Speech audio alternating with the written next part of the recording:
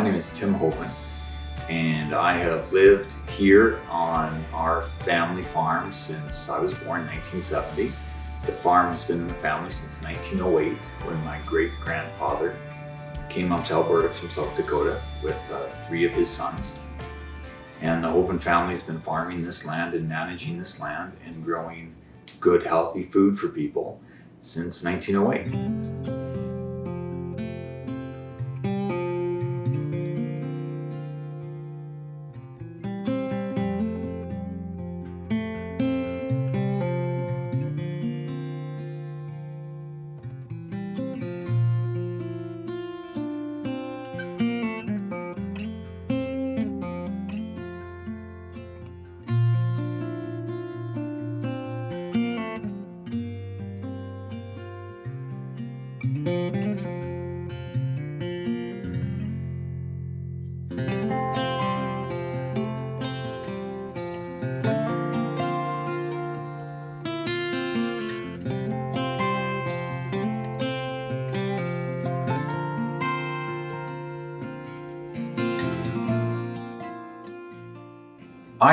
I chose to be a farmer.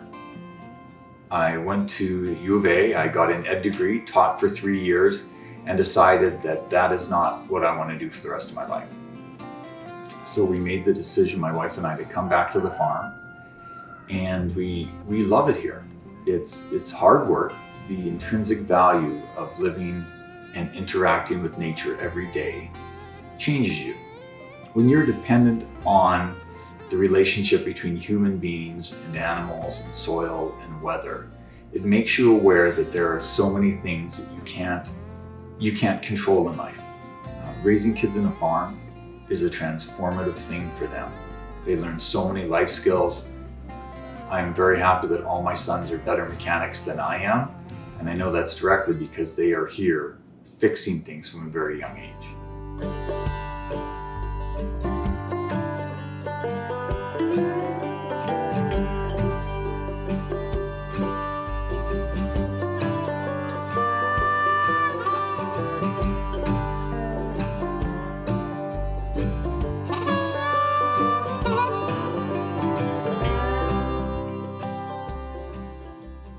My favorite part about the operation here on the farm is that we can be with our kids. We can spend time with them. Tim and I have always thought that it's very important that we allow our children to have lots of freedom here on the farm. Some have decided that have said that they want to come and farm, but we've said, you guys go and get an education, and if you decide to come back, great. And then there'll always be room for you if you want to farm.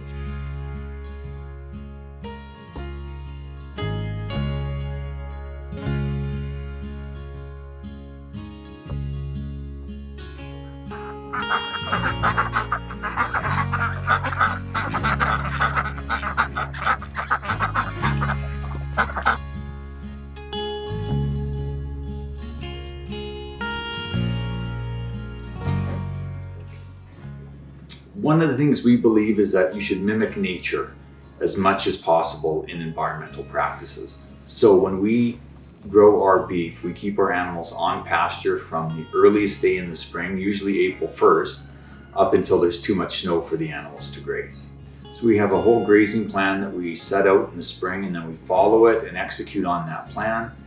And in the end, what we're doing is we're growing good, healthy beef for people, and we're also managing nature and improving the soil and growing healthier grass. We believe that the healthier the soil, the healthier the food, the healthier the humans you get off that soil.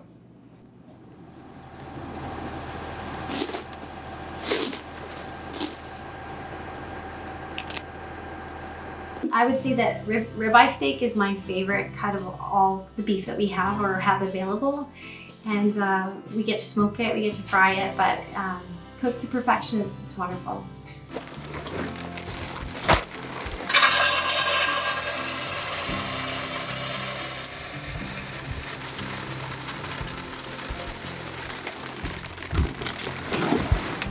We use the probe, so you cook them to 160 and they're a nice medium. They're amazing.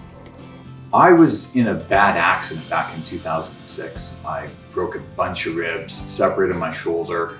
I had to live on Tylenol 3s for about 18 months, took 3 surgeries to fix up my shoulder. And when I finally had recovered from the accident, my body was really messed up. Inflammation everywhere, it hurt to move. I started doing research because I didn't want to live my life feeling that bad. As a last-ditch effort to try to feel good, I stopped eating all grains, and in about 3 days, my life was transformed as the inflammation went down. I find the carnivore diet is when I am at my best and when I feel at my best. You know, I feel better now at 52 than I did at 32.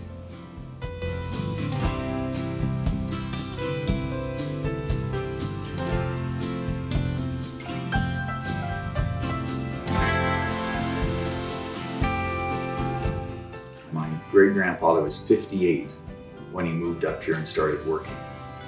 One of the things they did that I think is really says something about him, they planted a bunch of trees the second year that they moved here.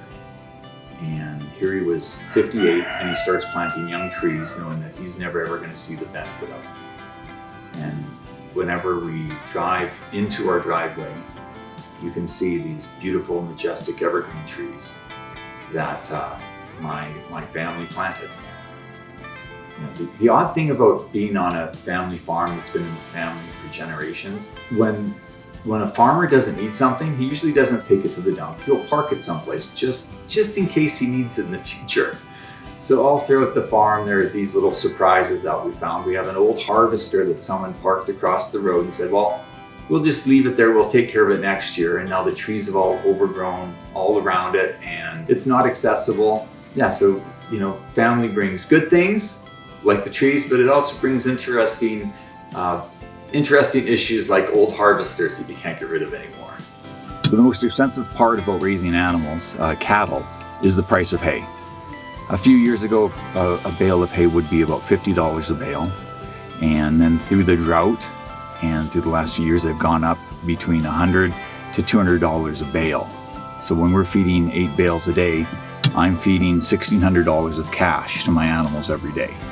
So to make that bottom line pan out, it takes a lot of creative marketing and good management.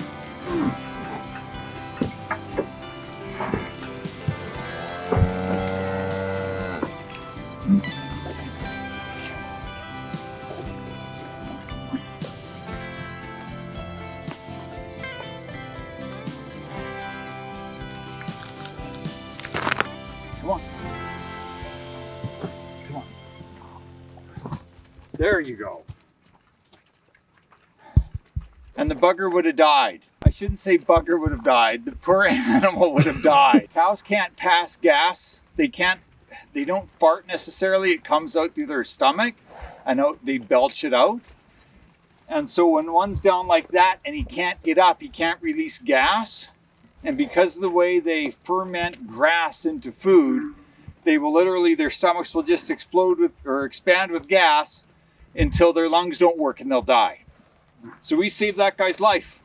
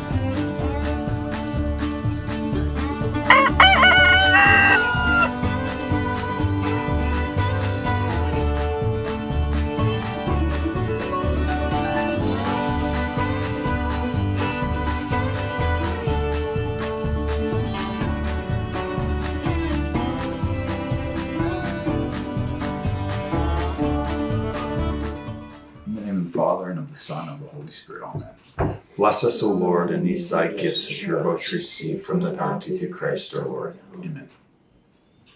In the name of the Father, and the Son, and the Holy Spirit. There's as much work on a farm as you want there to be. And you could work 12, 14 hours every day and still never get it all done. Generally, what we do on our farm is there's, between 2 to 3 hours of daily chores, making sure that all the animals are taken care of and fed and bedded down.